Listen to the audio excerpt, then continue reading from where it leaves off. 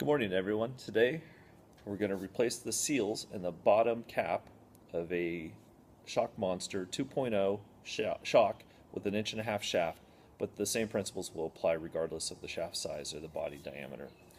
We're going to install the shock body in the vise, wrapped in a, not completely wrapped, but just two sides of a towel. Good and snug, but don't squeeze the body or crimp the body.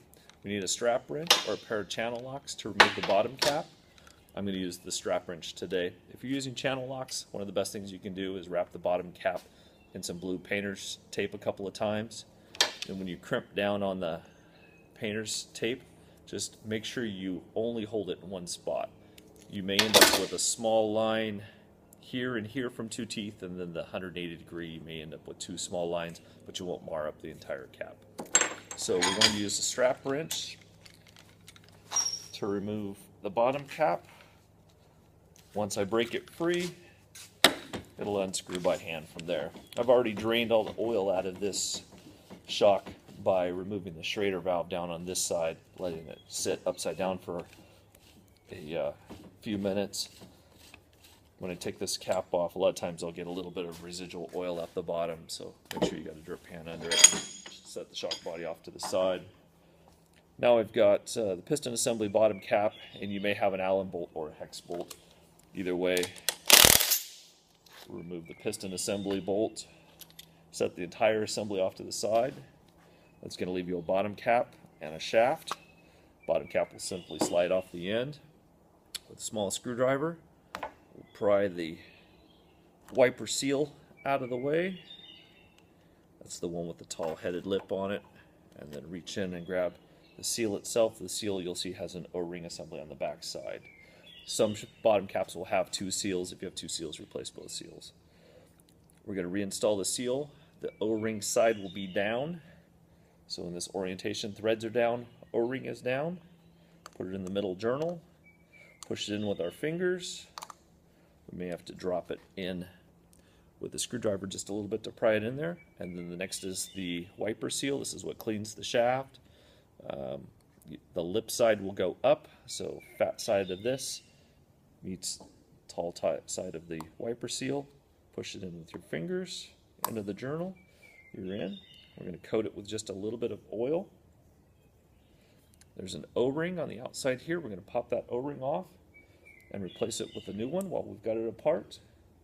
Once again, some oil all the way around it. The bottom side of this shaft is tapered. It will simply just push down inside the bottom cap. Take our piston assembly. Make sure you've got some threads started on it. I'm going to do it with an impact that's preset to a predetermined amount. Typically we torque them to about 110 foot-pounds. Push the bottom cap all the way down. As you can see, the bottom cap will slide up and down on the piston assembly. Slide it all the way down. Install your shock body back in the vise. If you're going to add oil from the bottom, you can do it either through the Schrader valve or from the top. If you're going to do it from this bottom cap side, the best thing to do now is to pour it in.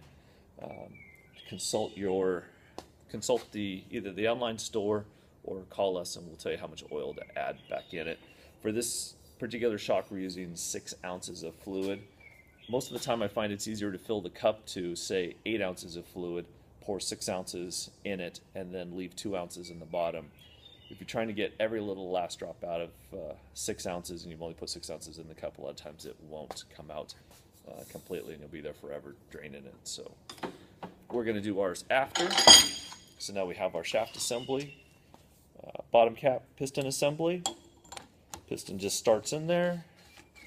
Make sure we don't cross threads any of the threads.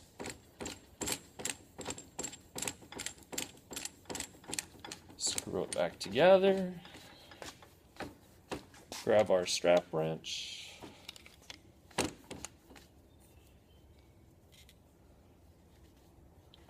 And tighten down.